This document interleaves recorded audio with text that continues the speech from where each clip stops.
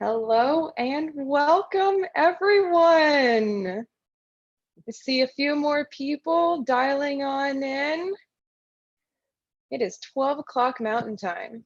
Welcome. I'm Lexa Moray, Communications Director at the Biomimicry Institute. Thank you for joining us for our very first Biomimicry Fireside Chat. Before we get started, I'd like to go over a few housekeeping items so you know how to participate in today's event and know where we're headed from here. At any time during the webinar, you'll have the opportunity to submit your questions to our guest speakers. To do so, just type your question into that Q&A at the bottom of the control panel. As time allows, we'll address as many questions as we can at the end of the presentation. We are live streaming on YouTube, and after the meeting, you can join us for a follow-up Instagram live conversation. We received hundreds of amazing questions from you all, and it inspired us to create a whole series dedicated to diving into these topics. From bringing biomimicry into the classroom, to startups getting off the ground, to having nature at the design table in industries like architecture and material chemistry. We'll dive into all of these, and so stay tuned for the dates to be announced. For today, we're going to ground ourselves in this moment. Look at where we are amid this pandemic and changing climate, and see how we can change our systems and come together to view life from a new lens. Without further ado, I am honored and grateful to introduce all of you to today's special guests. Janine Benyus is co-founder of the Biomimicry Institute and a visionary leader who coined the term and concept that has brought all of us here today. And moderating this discussion for us is an expert in her own right, Azita Ardakani, a biomimicry student and serial entrepreneur. Janine and Azita, welcome and thank you for being with us today. Thank you, Lex. Hello, everyone. Hi, everybody. Janine, how fun is this? It's good. It's so really good. Yeah. Hi, Azita. Hi, Janine. This is so fun. And this is, like many things related to nature, such an exhale, I feel like. And I wanted to start by just grounding ourselves and dropping into where we are. And so I'd love, I'm here in Arkansas right now with my partner, and it's beautiful. We're just surrounded by temperate forests, and I'd love to hear kind of where you are and what you're looking at in the world right now. I'm home. I'm so happy to be home. That's what this pandemic has done for us, brought us back home. I am in the Bitterroot Valley, where I live with my partner, and surrounded by the largest contiguous wilderness in the lower 48, Bitterroot Selway Wilderness, the River of No Return Wilderness, Anaconda Wilderness, Welcome Creek Wilderness. Yeah, so I'm in good hands. Yeah. I'm in good hands, and this is land that until very, very recently was in the good hands of Salish Kootenai.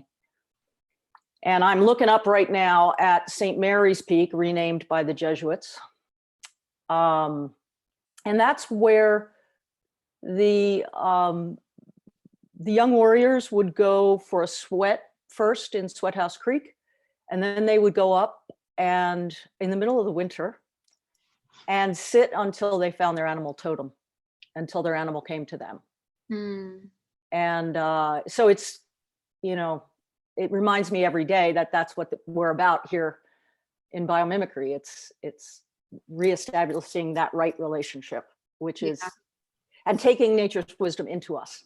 And that's what they were doing up there. I think of that every day. That's what I'm looking at.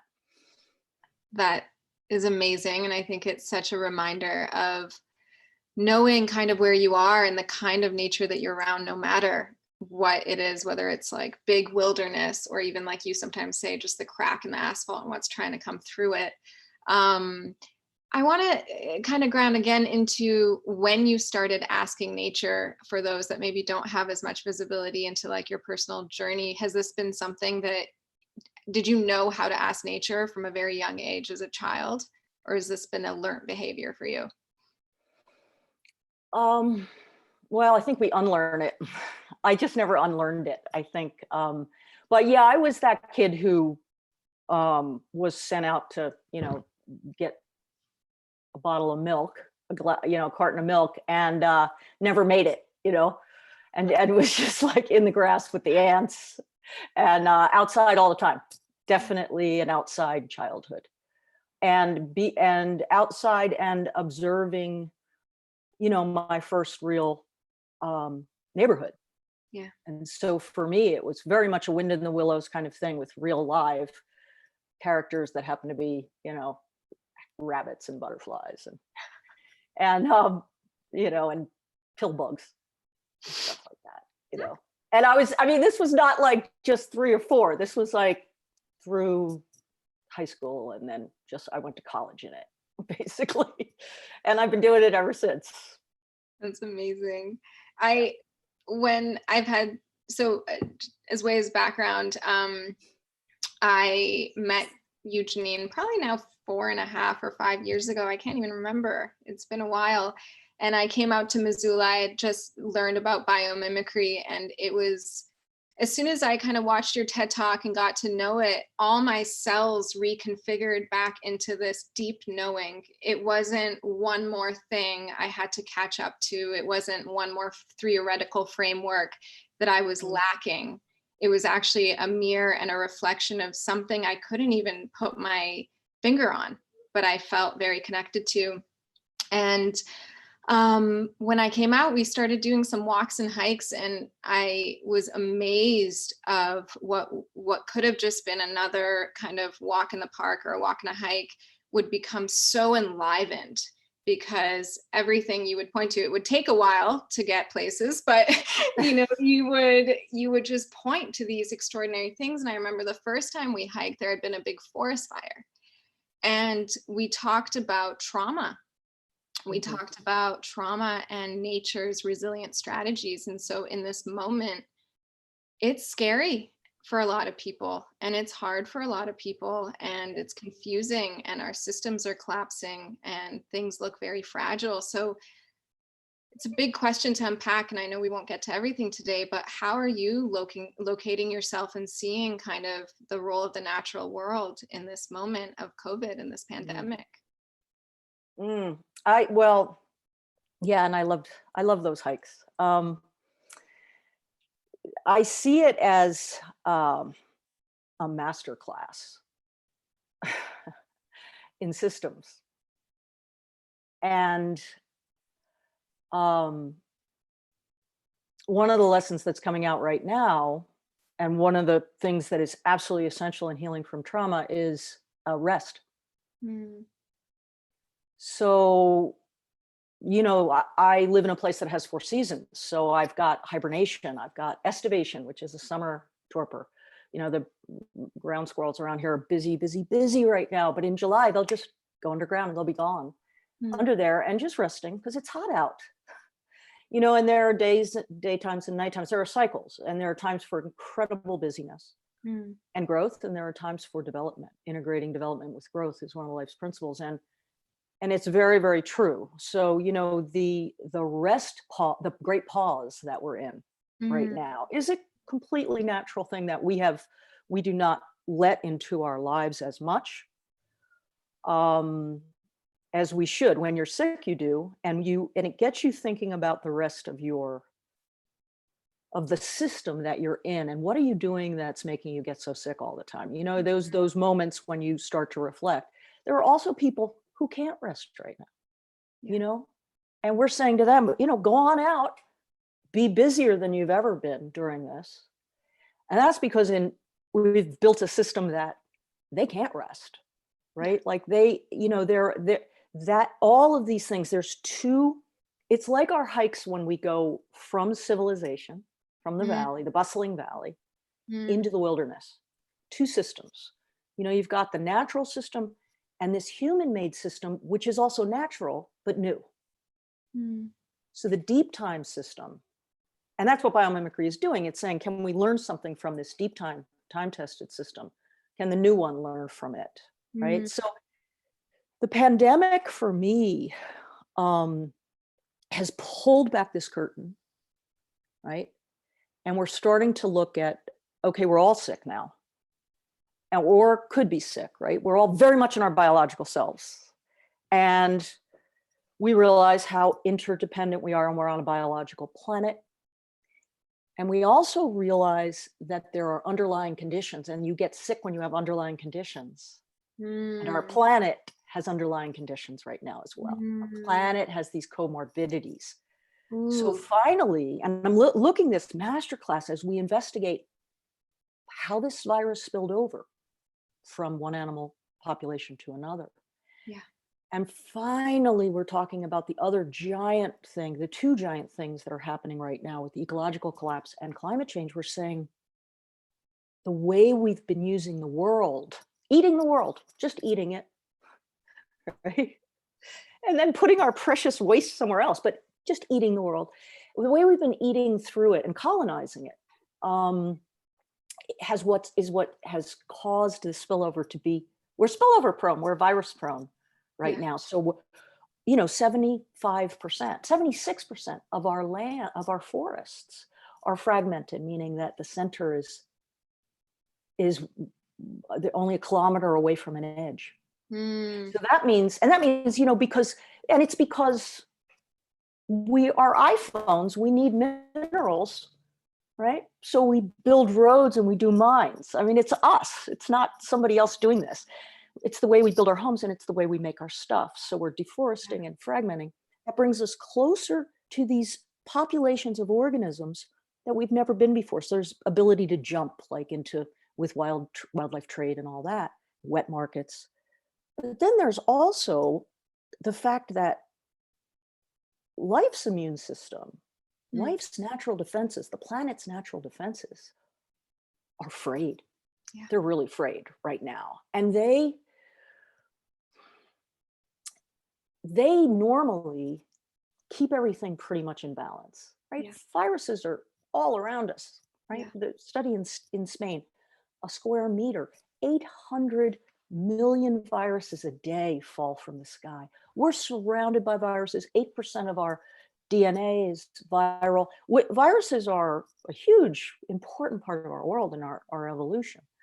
But these pandemics happen when the natural defenses are broken. And that has to do with biodiversity loss as things simplify. So you look at these, and then, climate change is just putting everything under stress, and organisms are on the move, and they're hooking up with new organisms they've never been with before. 17 kilometers north a decade, right?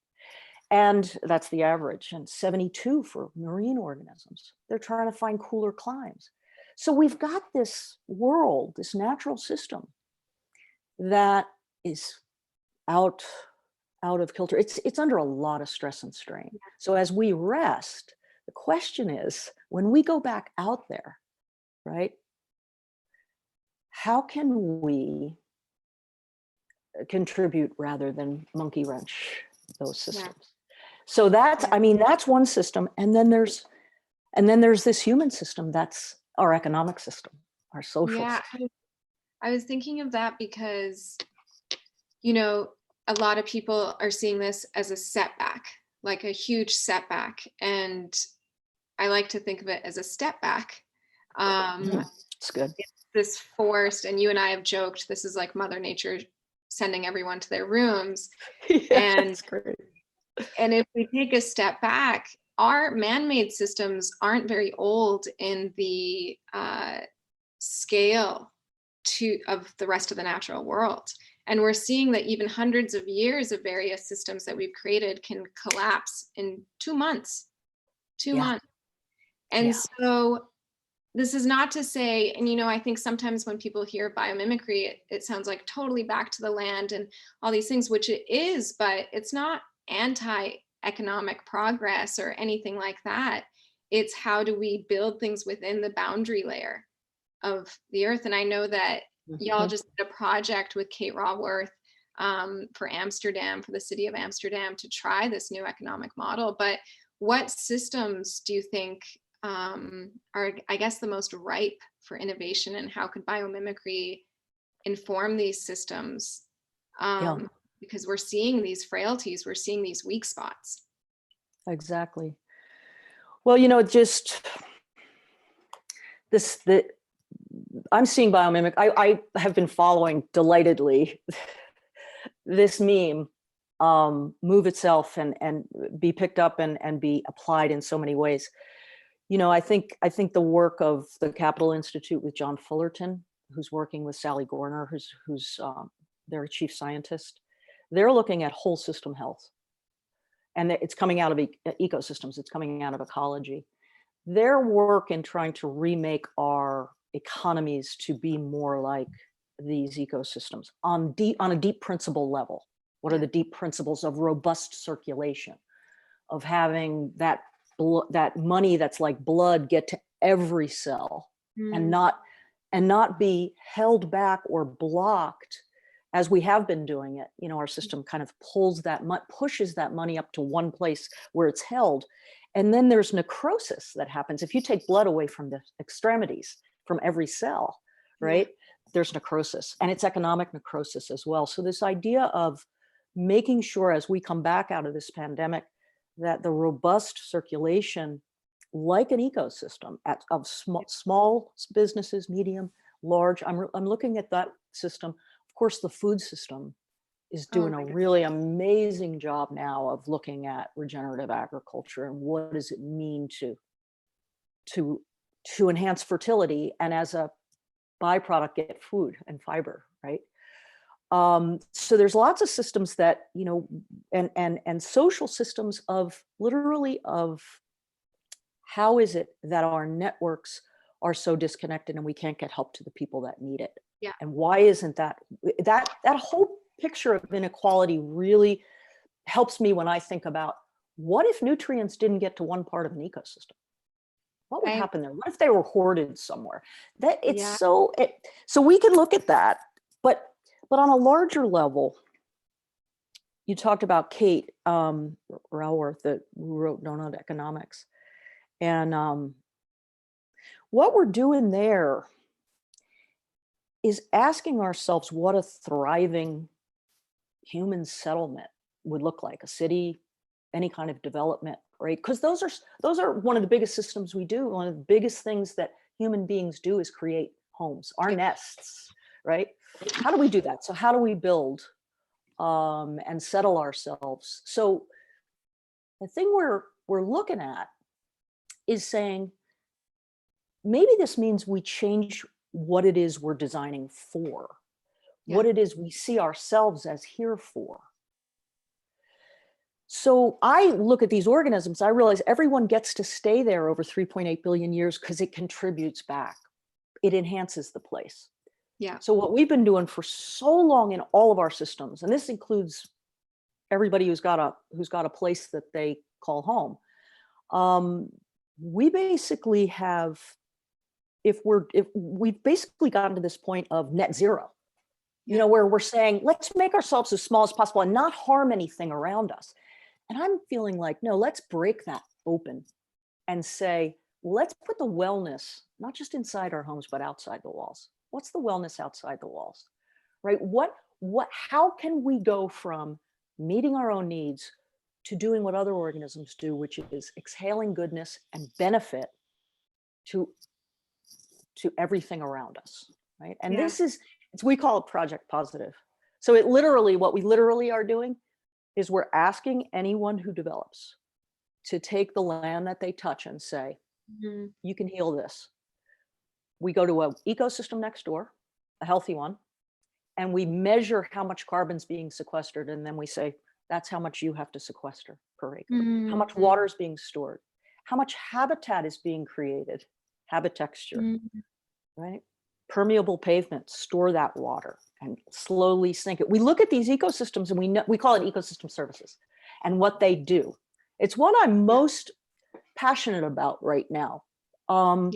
So we give that developer and these landscape architects and creative teams, we give them these new goals, aspirational goals, to function as well as the forest next door. And we then also look at what the current state is. And we have this huge performance gap, but then you design into that, right? We call that Project Positive. There's a lot of companies that are getting involved. My next thought is once they get past healing the lands that they're on and the lands they touch, the question is, what other lands do you touch? Mm.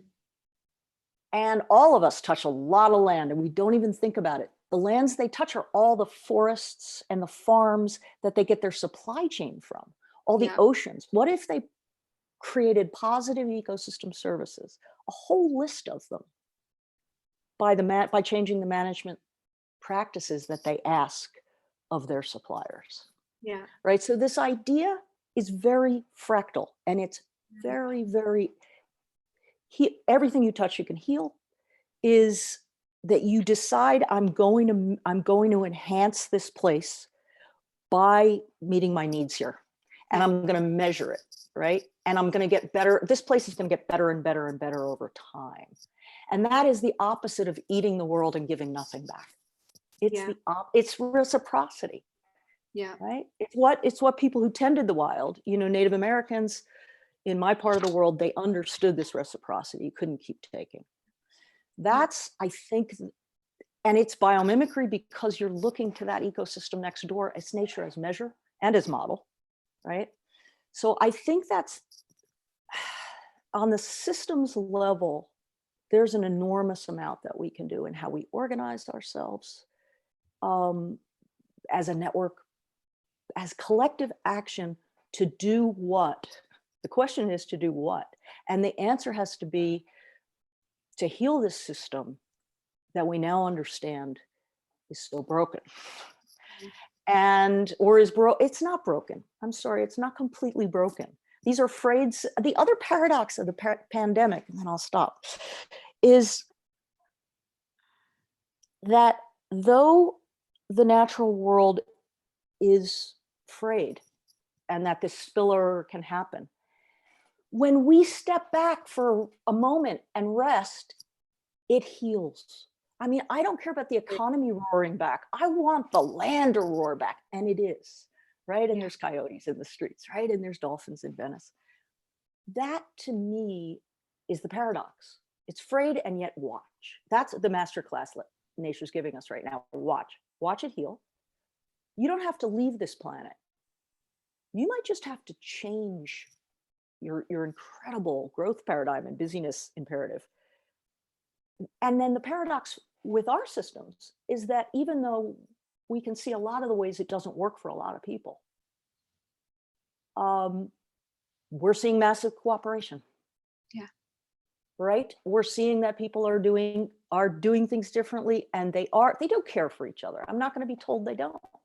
Yeah. I think we're seeing that. So what we're seeing is what's possible right now. We're seeing a bit of utopian glimmer come through, right, in the dystopia.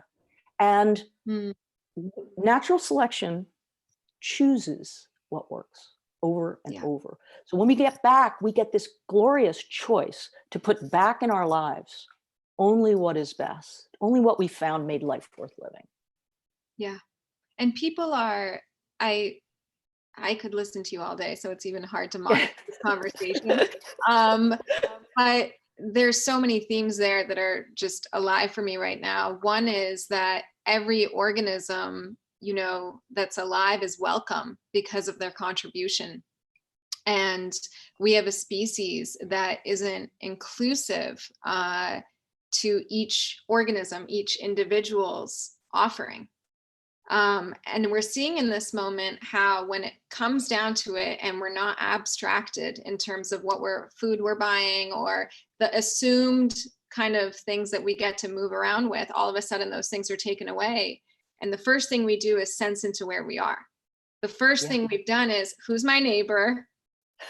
What's around me? What's my actual grocery store? What do they have? We're taking stock. And the way our systems are created right now are so abstracted, we haven't needed to take stock. We haven't needed to do that because it's kind of assumed that things will keep showing up the way that they have been.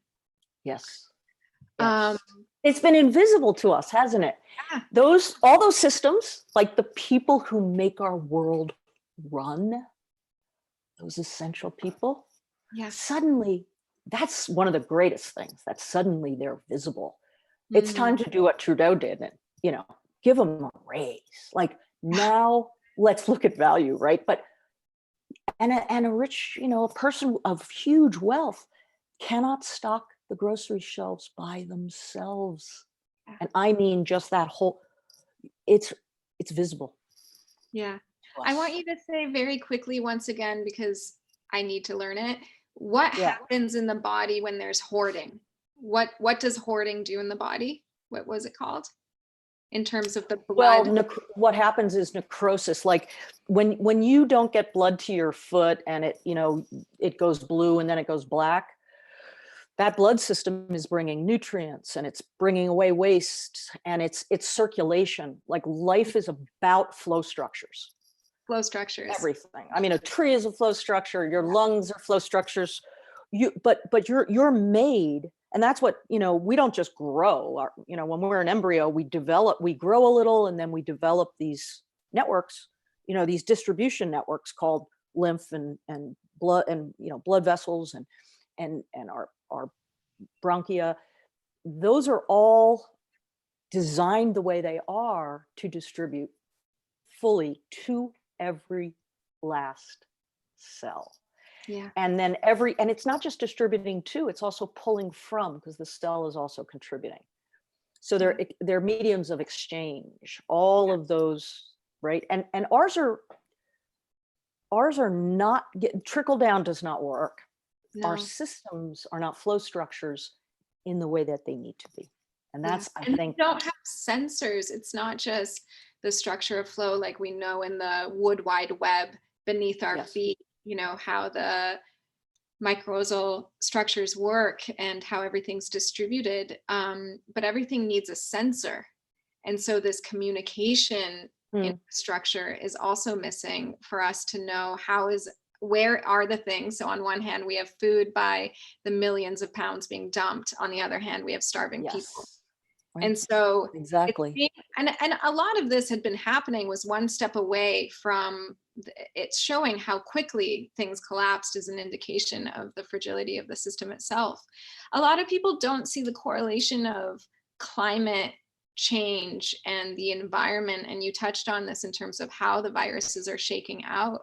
But how do you see right now the average person in their job and work kind of incorporating the thinking of biomimicry, and maybe not even in the work, maybe there's somebody that doesn't have the capacity to do that in their job, but in their everyday life? How do you start kind of looking through that lens?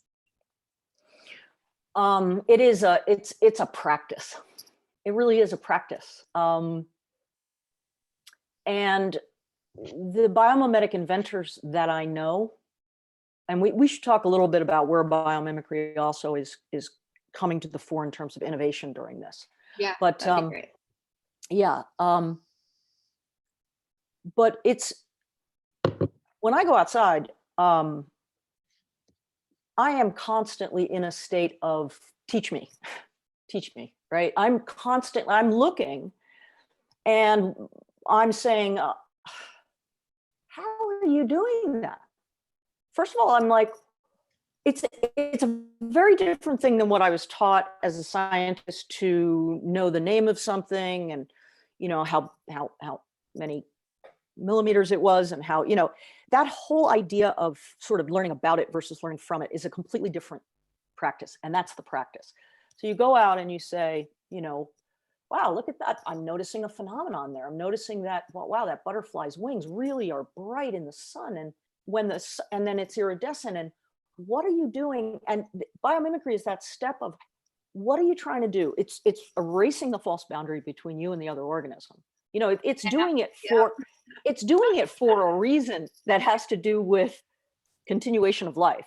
It's doing it for a survival reason, or to bring in a mate, or to communicate. It's doing it for very similar functions to what we do, by the way. So in this case, it may be signaling to a mate, and it wants to be seen. So it wants to have those colors be vibrant, right? But it doesn't want to spend a lot on pigment. I'm like, I understand there's no pigment in there. How are you doing it? So I ask, well, you're doing it through structure, through structural color, through the, I learned this about it. And then I say, the next step is, how do we make color? Why are dyes so toxic in our clothing? What is all this stuff about fashion and how toxic dyes are? If that was toxic, that butterfly would not be, it's that, oh my gosh, Yeah. I need to signal. Do I need to do it with paint? Do I need to do it with toxins, right? Like that, it's a continual, Wes Jackson calls this deepening conversation with the organism back and forth. Mhm. But it's very practical, very practical. And it's mostly about, starts with amazement and quieting human cleverness. And then Whoa. it's listening.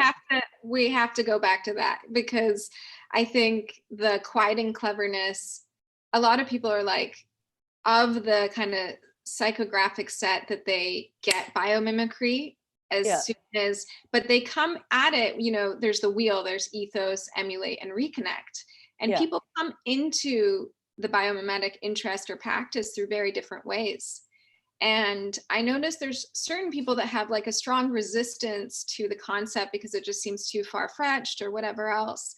And that element of awe and wonder as an entry point, what do you think is in the way behaviorally that we haven't wanted to defer to the rest of the natural world? Like for me, it's so obvious how teeny tiny we are and how little time that we've been here. It just seems like, of course, we're not abiding by nature's principles. Right. We don't fit in. We're trying to fit on so dramatically. So what would you like posture that has been the split, has been kind of the human species reason that we haven't adopted this? It hasn't been long since, people who were the Native Americans in this part of the world, if you look at snowshoes and you look at the snowshoe hare's foot, you're like, oh, biomimicry's been around, right? Yeah. So we're talking about recent, since our technological entrancement. Yeah. There's a bit of human exceptionalism that is just, it's unbelievable. We are very self-absorbed and we're very, very, we're very amazed by our own capabilities. And we've gotten to a point where, I can understand where it came from, Azita, where we wouldn't want to look at the natural world, because there was a time when the vagaries of the natural world would really, if you weren't paying attention, it was a harsh place out there, right? There was a saber-toothed tiger out there. And so denial became almost an adaptive trait in order to get you out of the cave mouth in the morning. But it's not adaptive anymore, right? Yeah. And but what we did is a long thing of pulling away from the natural, pulling away from the natural world to get, we're addicted to comfort, to get comfortable. We were afraid, and now we're super comfortable. And then we began to think, wow, we are so clever. Look at how clever we are. We don't need that whole idea of not needing, that pulling away from the natural world. Of course, it made us more comfortable to think we didn't need all these beautiful ecosystem services. We could do it ourselves. The essential workers I'm looking at outside my window right now, those are also the essential workers. They're othered. Othered. We do that when we want to feel that we're really in a go at your own world, and we're not. Yeah. And so take that fear away and go, no, we're not in a go at your own world. In fact, these organisms are making it possible for me to take my next breath. Yeah. My next breath. Thank you, plants, right? The next step is, what am I doing for them? Yeah. So after we get out of our toddler and fear and self-absorbed mode, how do we say, oh, I have time now. I'm a grandparent and I want to give back. Yeah. So that's the evolutionary journey that I see that we're on. And you cannot learn from the natural world without realizing, without taking that human cleverness and that human exceptionalism and turning it into a respect for your elders, for what's been around here for 3.8 billion years. Technologically, it's amazing. Yeah. Right. And one of the things that I keep waiting for and I'm only hearing a little bit of it, but I am hearing it. There's a whole scientific project on this now that's starting. The bats that harbor this virus, that have this virus, they do fine. They're amazing. They live about 42 years or even longer. These bats, individual bats, right? These horseshoe bats that have the coronavirus. So 75% of all emerging new diseases, they're just coming out like crazy right now for all those reasons I said. They're zoonotic, they're animal, they come from animals. The question is, why aren't the animals sick with it? Yeah. Great question, Janine. Why aren't they? Exactly. Yeah. So that's the thing. When we go looking for, right now, I'm watching us busily look for vaccines and therapeutics. And I see a small group of people going, hey, the bats are doing fine. And they've had it, they've lived for about 40 million years and they've had viruses for a long, long time. Wow. And this means not just the bats, but every species that harbors these viruses. How is it that they're living with it? So the question is not always how do we kill a pathogen? It's how do we contain it within the balance of a non-pandemic state? And how do we live with it to the point where it's not killing us, right? That's what a lot of organisms have learned to do. So I think there's going to be a moment when we start to, and again, we've got to quiet our human cleverness. Like there's not a bat wing, pardon the pun, of the NIH, right? There's like, but there should be. Yeah. There should be, because they actually know how to handle it.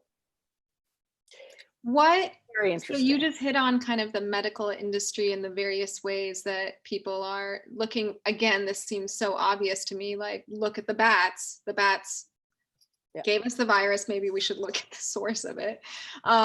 What fields are you most excited about the innovations coming out of? Like what innovations right now are really exciting for you that we should be paying attention to? Oh gosh, there are so many. I'm excited about the ones that are most useful right now to heal these systems that we're talking about, right?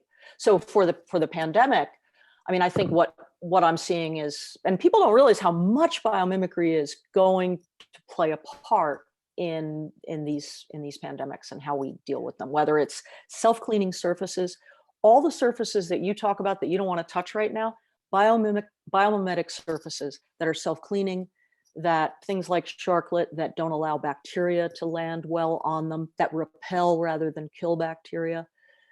That whole material world is really interesting. The amount of PPP and plastics that we're going through, life knows how to filter pathogens. It's really good at filtering. There's a whole huge field of biomimetic membranes that let in some things and don't let in other things, right? And though when you talk about a membrane, you're talking about what are we going to wrap our food with, right? So that oxygen doesn't come into it, but it's not a toxic plastic thing that we throw away.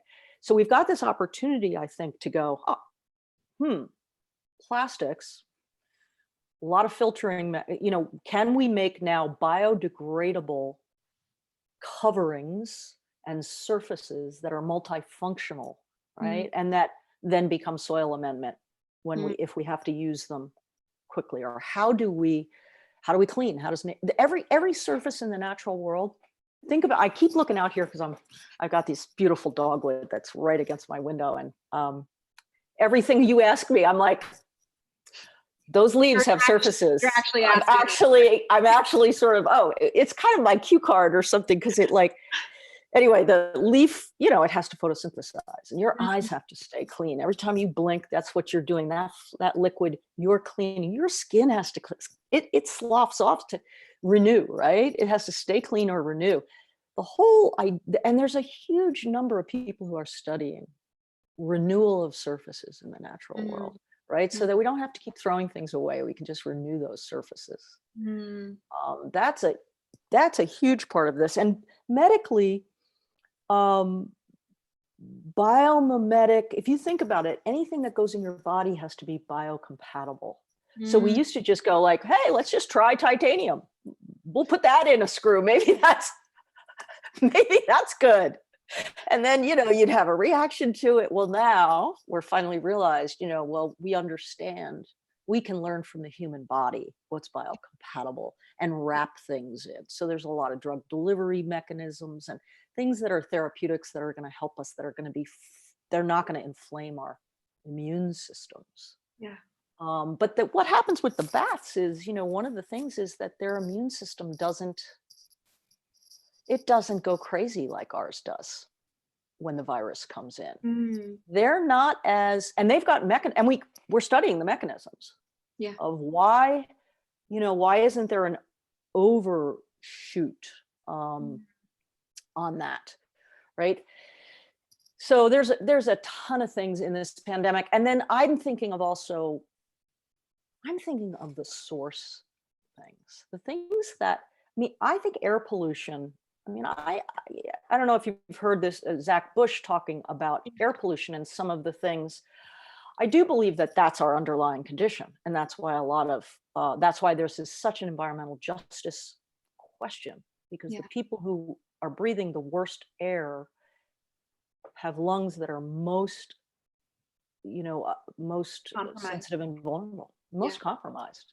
So and how many people are killed by air pollution? So that I'm looking at the whole system right now and saying, what is broken and how can we reach in, and what would nature teach us about removing particulates from our air? And that's when you think about what people can do themselves. That's it. Find what needs to be healed, or find something new that you want to design. Go outside, see if that function is happening in the natural world, and I guarantee you're going to be surprised. You'll probably not get the milk comb because you're going to be sitting there for so long in the grass, but you'll be surprised at the solutions that are out there.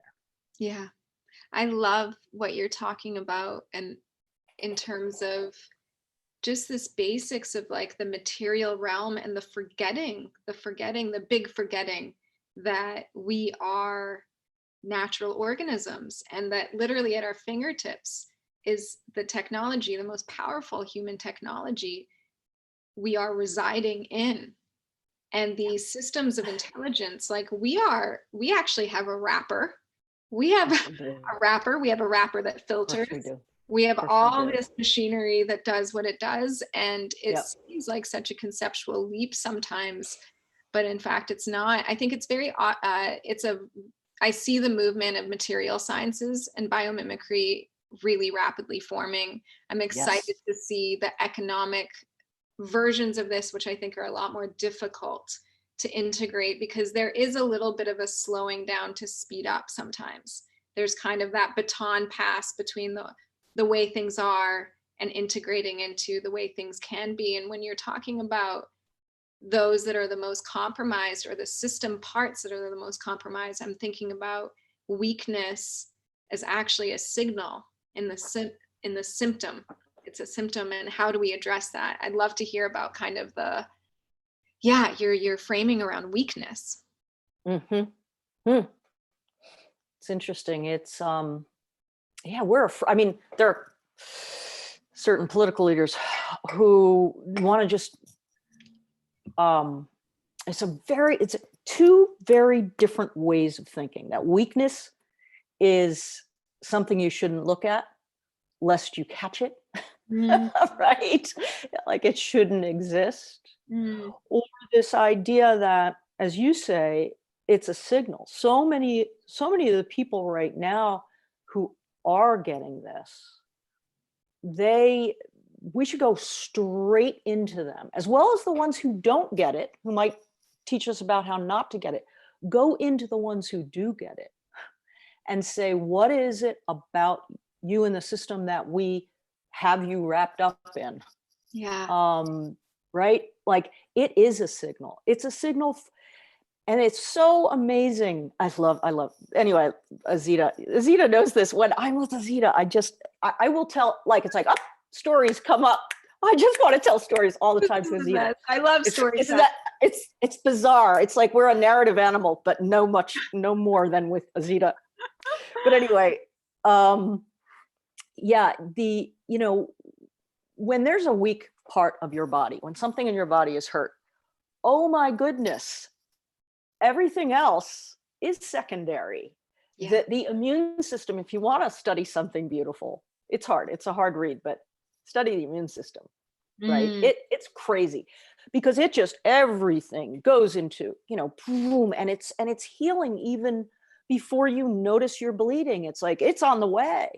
There's no turning away from that. There's a complete turning toward and marshaling of this is where turning toward.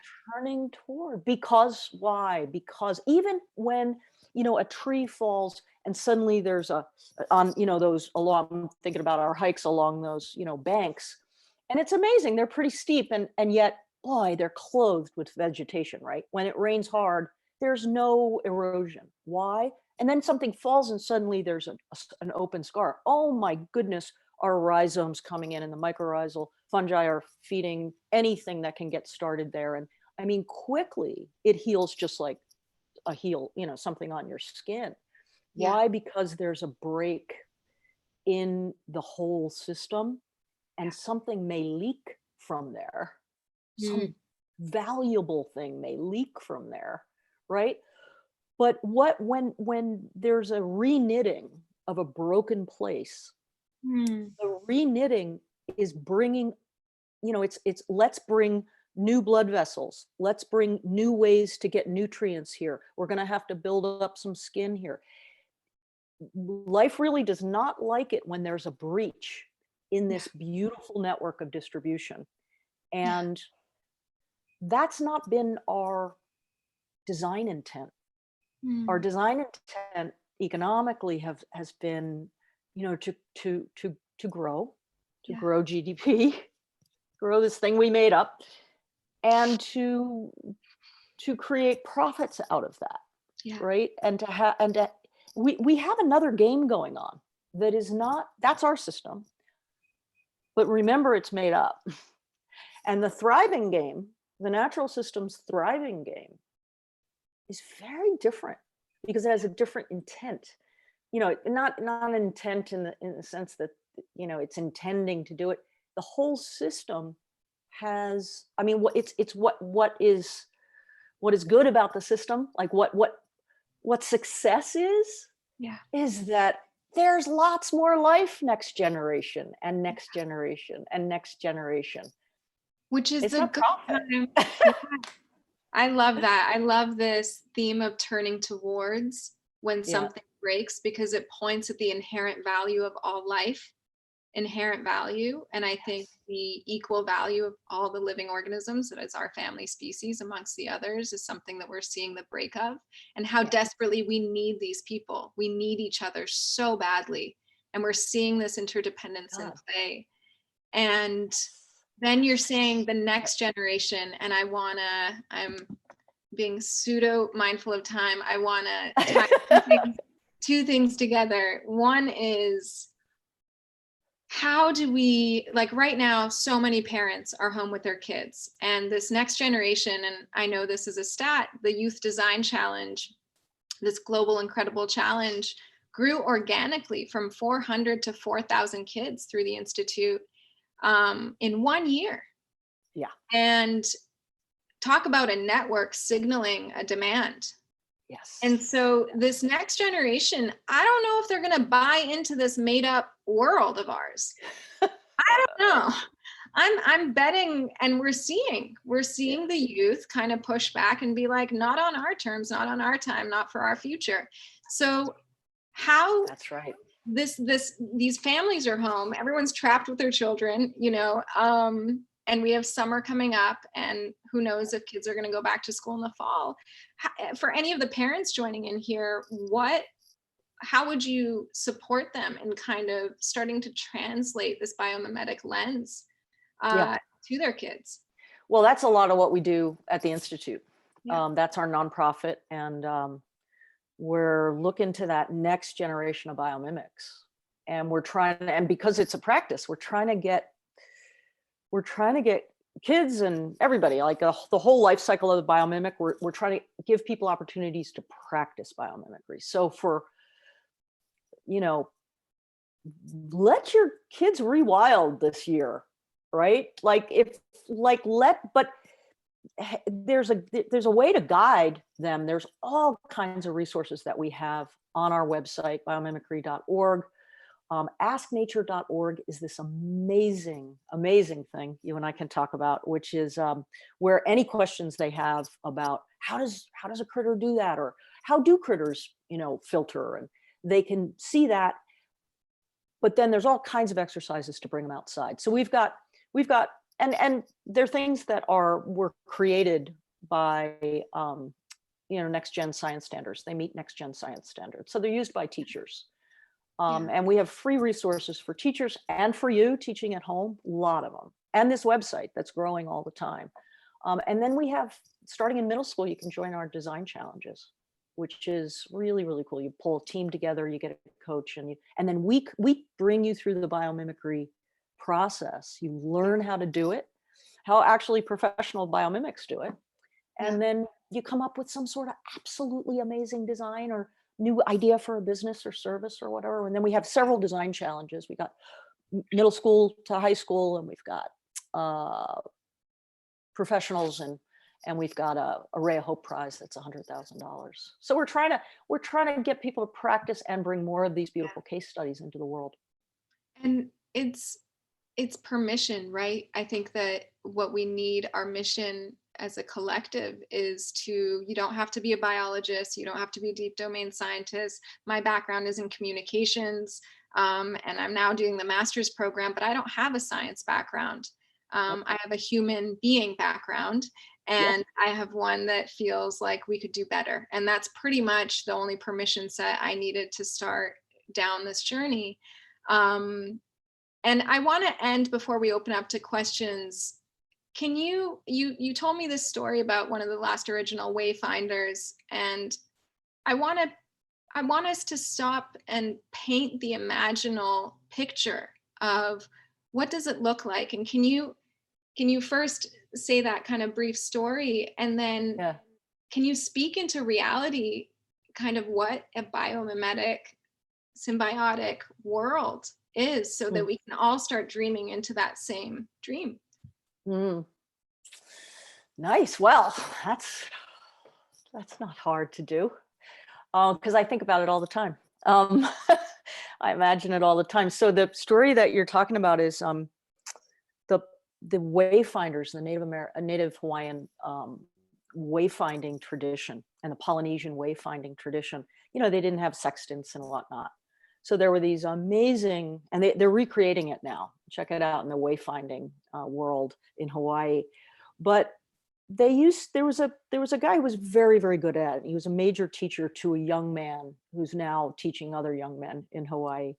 And the young man had learned everything. He'd learned how to figure out a rose compass by looking at the stars and the sun and watching it. And he's learned how to put his head against the hull and listen to the lapping waves to figure out where he was. I mean, they're going from Hawaii to thousands of miles away in the ocean with no maps. He's learned how to watch birds go by. And so he learned all those things, but he said, how will I, how do I know that I'm going to get there? Like, how will I know? And he said, well, can you see it in your mind? And he said, yeah, I can see it in my mind. And he said, okay, well then that's how you get there. That's the first step, is to see it in your mind's eye, right? And then all of those other things, the signals that say it's coming, will become obvious to you, right? But the first thing is to imagine it. Mm-hmm. And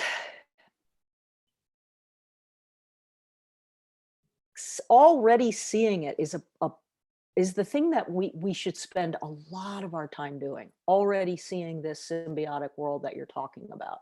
This world in which we are a welcome species. That's what I hope for, right? Where there's major contributor. And therefore, we're just one species among species, right? An amazing species, but one among many, right? That's what it'll feel like.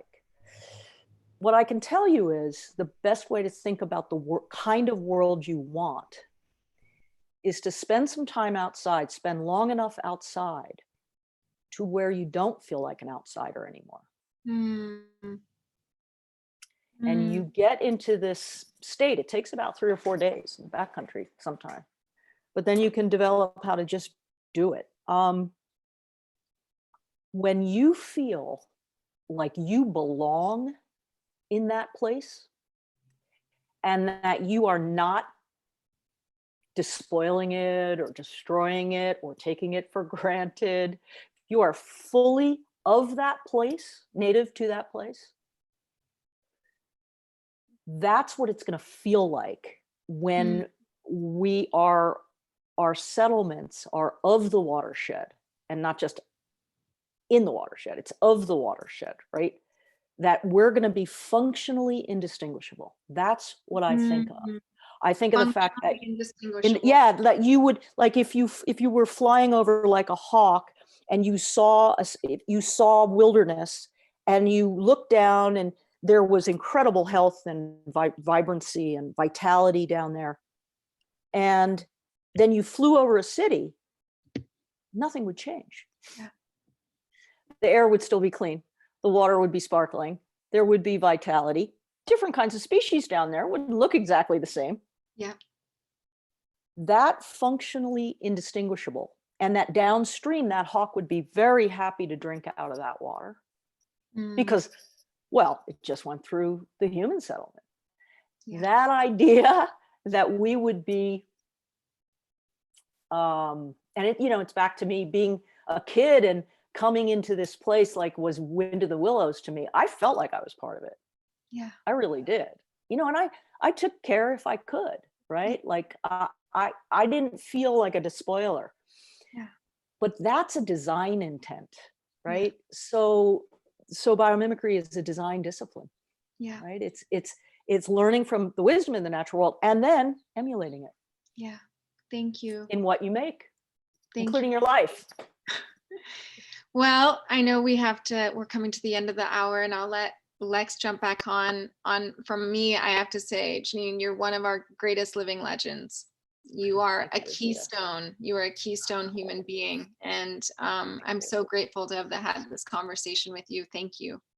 Thank you. It felt like, and well, we weren't on our hikes, but there is something about the quality of your listening and the quality of your questions and how you tie things together and then have them change you, that really, it's lovely and it's rare, really. So thank you. Thank you, Janine. Appreciate it. Yeah. It is so very rare. Wow. We just covered an enormous amount of ground in an hour. I know many of you tuned in still have a lot of questions. So after we wrap here, head on over to the Biomimicry Institute's Instagram and we'll go live there. But thank you all for being with us today. And a big special thank you to Janine and Azita for taking us on this journey together. It's times like these, we need hope and connectedness to our community most. Based on the comments here, there's so much gratitude for you both taking the time to speak with us during this moment of pause. And to everyone here, you found us. This is our moment. At the Institute, we have really big dreams and a lot of work to do. We want to offer a new Ask Nature platform, which we're currently working on. We want a strong, connected, global network to bring you all together and a far-reaching educational offering for our youth and our teachers. If you feel inspired to help us on this journey, please visit biomimicry.org. Every dollar really can help us further this mission. And be sure to join us for our next meetup in June, where we'll dive into how to get unstuck during the problem-solving phase. see you guys on Instagram shortly, and then Azita and I will keep the conversation going. Thank you all so much. Bye, Lex, everyone. thanks for setting this up. I really enjoyed it. Thanks, everybody. Thank you, Janine. Thank you, Azita. Thank you, everyone.